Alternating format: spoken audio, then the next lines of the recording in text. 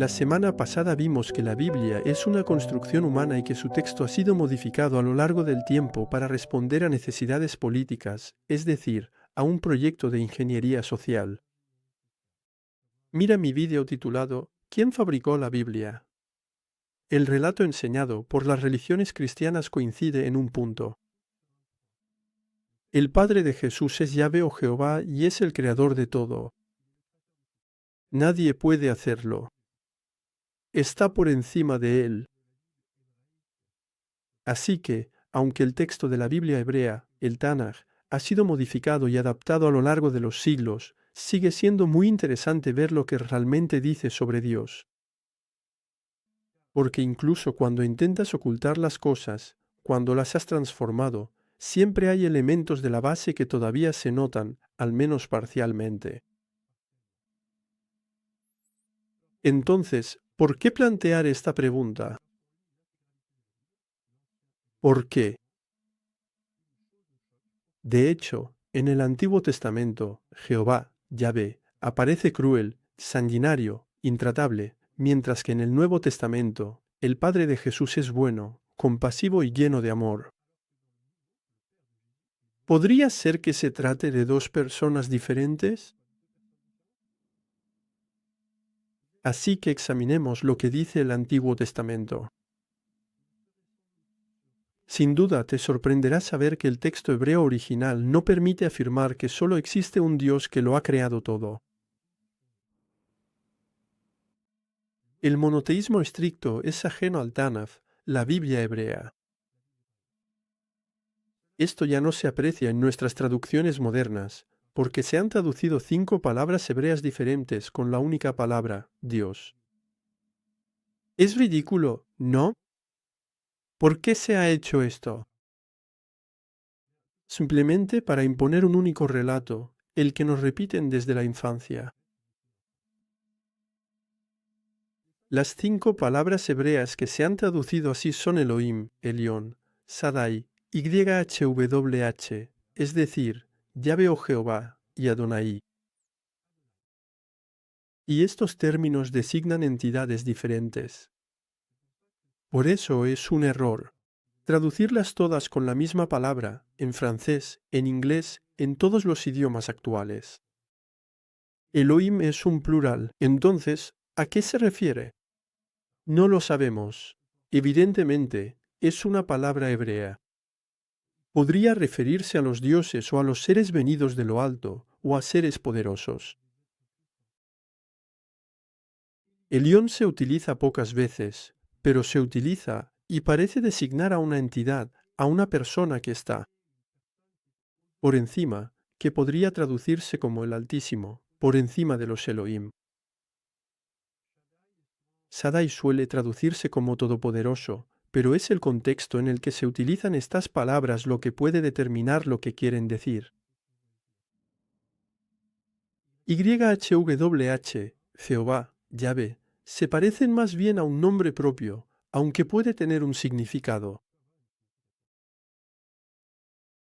Adonai se traduce como Señor y puede aplicarse tanto a dioses como a hombres. Así que lo que digo aquí no es más que una pista para que cada uno pueda comprobarlo por sí mismo. Cuando dejé a los testigos de Jehová, estas preguntas me llamaron la atención. Entonces volví a leer los Evangelios, y como vi esa diferencia entre el Padre de Jesús y Jehová, tal como se describe en el Antiguo Testamento, volví a leer los primeros libros del Tanaj.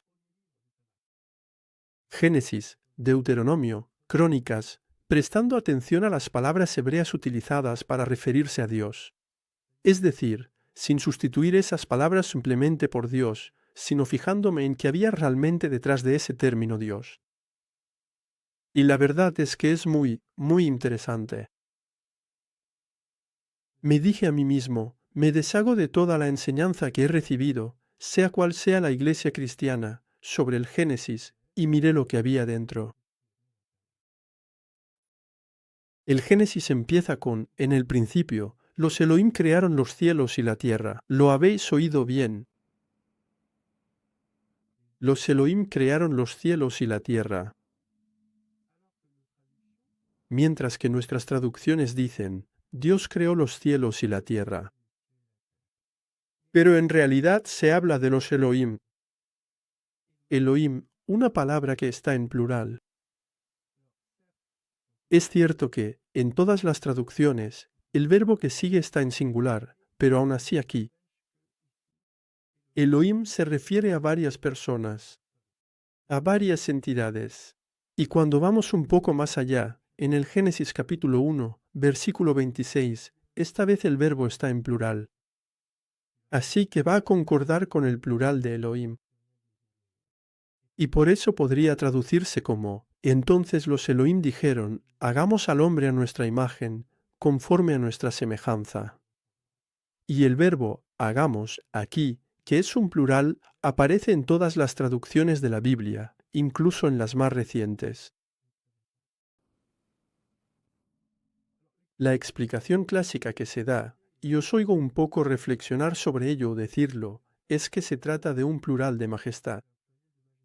Elohim es un plural de majestad, por eso está en plural, para mostrar la grandeza del Creador, la grandeza de Jehová, etc.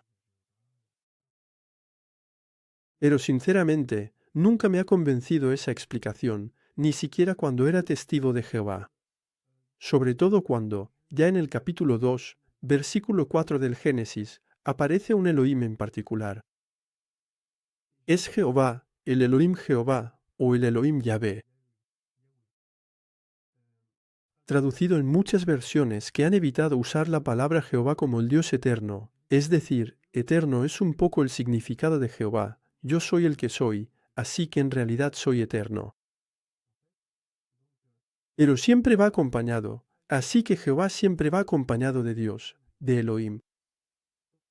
Así que aparece a partir de, en Génesis capítulo 1, son los Elohim, eso es.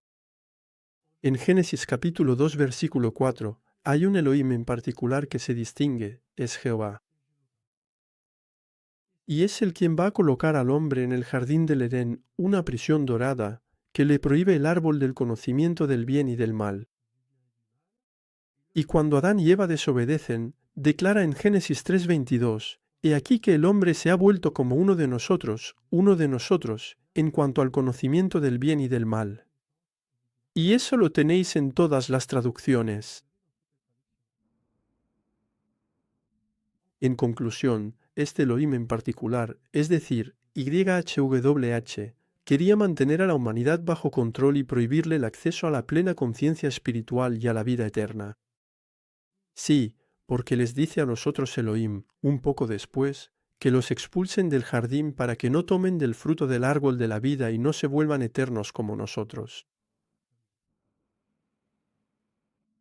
Y al salir del jardín, el ser humano posee el conocimiento del bien y del mal, lo que le distingue de los animales, pero YHWH limita su duración de vida a 120 años, en Génesis capítulo 6, versículo 3. En otras palabras, no serán eternos, limito su duración de vida. Así que verán, esta es una historia que existe, es decir, no he alterado la historia del Génesis, incluso miré los términos originales, y aún así es extraño porque llegamos a una conclusión que es opuesta a lo que nos han dicho desde la infancia. Es Jehová el Elohim quien obliga a los hombres.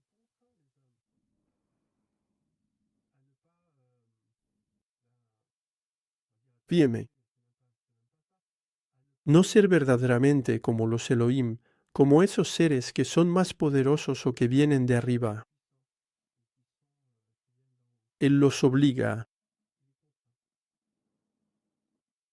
Y así comienza una larga historia de dominación, sacrificio y violencia. Cuando Abraham eligió a YHWH, lo vemos en el Apocalipsis de Abraham, que es un libro apócrifo, también interesante. Y entonces, o bien Jehová eligió a Abraham, o Abraham lo eligió a él, da igual, según los relatos. Pero éste se convierte en el Elohim de Abraham. ¿Y qué le pide Jehová? Le pide que circuncide a todos los varones. También le pide que sacrifique a su hijo, Isaac. Y no a cualquier hijo, es su único hijo. Y eso eran prácticas habituales entre los pueblos vecinos, que ofrecían a sus hijos a su propio Dios o a sus propios Elohim. Porque, claro, cuando Israel tenía a Jehová como Elohim, las demás naciones también tenían sus propios Elohim. Se libraban guerras entre los Elohim a través de los pueblos, por supuesto. Entonces, sobre el sacrificio que hizo Abraham, el sacrificio de su hijo Isaac, siempre nos han dicho que sí, que no. De hecho, es tan horrible que enseguida se pasa a otra cosa. Una explicación es que era para prefigurar el sacrificio de Jesús. Ah, vale, de acuerdo, me quedo más tranquilo. Pero no, en realidad no estamos nada tranquilos. Seamos serios, ¿en qué sería necesario matar a tu propio hijo para anunciar algo? Es retorcido, incluso es insoportable. Ningún padre normal aceptaría una petición así. Así que, también aquí, cuando leamos el relato, leámoslo por nuestra cuenta, intentando sacar nuestra propia conclusión en vez de decirnos, sí, pero me dijeron esto. Así que esto es horrible, es insoportable, pero me dijeron esto, así que esa es la explicación. No, la explicación somos nosotros, al leerlo, quienes realmente podemos encontrar la explicación, sintiendo de verdad lo que leemos. Y esto no es más que el principio, porque el texto está lleno de episodios indignantes. Y está, cuando los israelitas llegan a la tierra prometida, el genocidio ordenado por Jehová de los amalecitas. Y es verdaderamente un genocidio. Es decir, que Jehová pide matar a los ancianos, a los hombres, a las mujeres, a los niños, a los bebés, al ganado. Todo el mundo es exterminado. Es verdaderamente un genocidio. Así que aquí también se van a dar razones. Se dirá, mira, es porque eran malos, es porque cometían asesinatos. Sabéis que este relato se utiliza, se instrumentaliza por Israel actualmente y por algunos políticos para justificar el genocidio de los habitantes de Gaza. Lo hemos. Forma parte de la actualidad hace unos meses, apenas, quizá un año. Es insoportable. No se puede soportar este tipo de cosas. Matar a hombres, matar a habitantes simplemente porque viven en tal lugar. Luego, no lo pongo en orden cronológico, pero también está el episodio de Sodoma y Gomorra. Ahí es Abraham. Y el Elohim Abraham, es decir, Jehová, decide eliminar a los habitantes de Sodoma y Gomorra. Y ahí Abraham parece mucho más justo, mucho más sabio que Jehová. Le dice, pero hombre, no vas a matar a todo el mundo. Seguramente hay personas que son justas, que hacen el bien. Y se establece un razonamiento entre Abraham y Jehová. Y ahí, Jehová realmente parece ser sanguinario. Y de hecho, destruye a los habitantes de Sodoma y Gomorra. Por cierto, cuando uno lee bien el texto, hay cosas que nos chocan. Aunque se haya intentado borrar algunas menciones, todavía hay algunos pasajes que muestran que Jehová pide sacrificar a los primogénitos, tanto de los animales como de los humanos. Y aún quedan pasajes donde eso está escrito. Entonces, desde un punto de vista puramente histórico, es comprensible, porque se hacía en todas partes, en aquella época, en todas las naciones. Pero, evidentemente, eso nos choca. Jehová, a quien hemos deificado, santificado, puesto en una definición de alguien todopoderoso, que necesariamente es bueno, pide sacrificar animales. Pero ya el hecho de sacrificar animales, todos los animales, debería llamarnos la atención. Debería, y hablo también por mí, haberme hecho reflexionar sobre cómo Jehová puede pedir la vida de muchos animales y además disfrutar de ese olor como si fuera agradable. Pero además están los primogénitos de los humanos. Y ahí, evidentemente, es insoportable, y por eso, necesariamente, buscamos una explicación. No, no, pero no era para matarlos, era para llevarlos al tabernáculo, o para llevarlos al templo, para que sirvieran. Pero eso no es lo que dijo.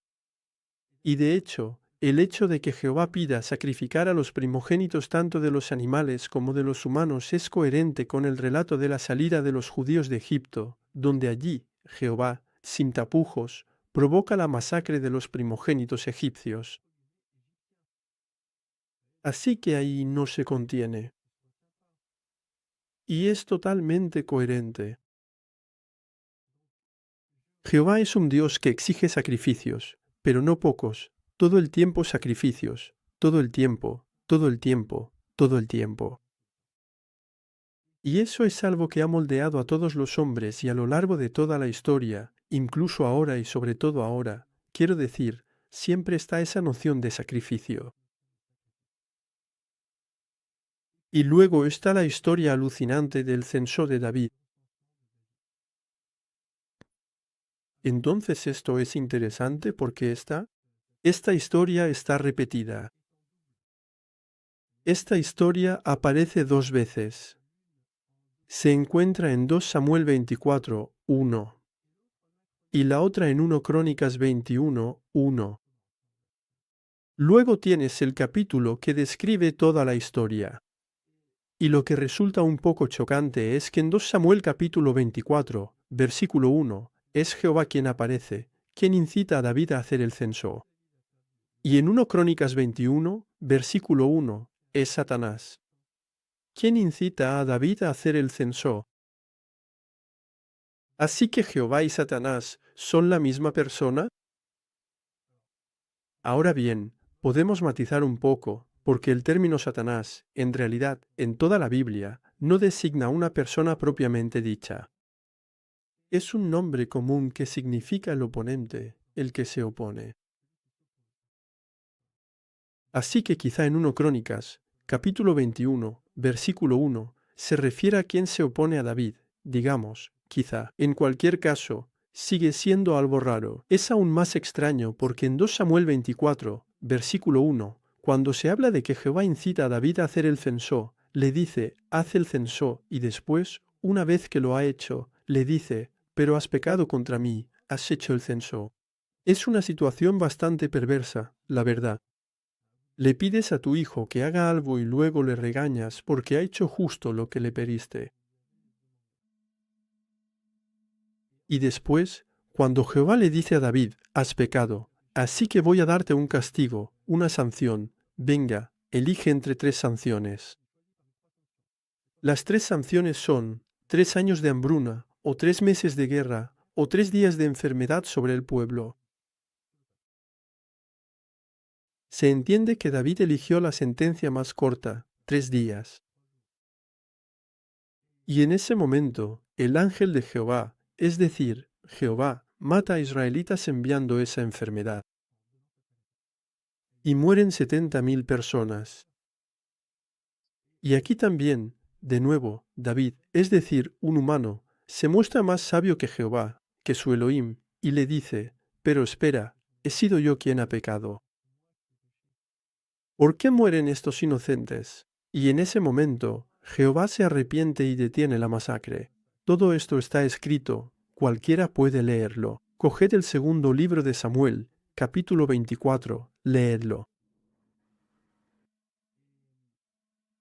No penséis en razonamientos que os cambien el texto que habéis leído. Simplemente os he leído algunos pasajes.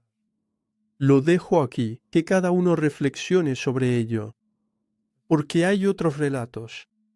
Es muy interesante. Es muy interesante.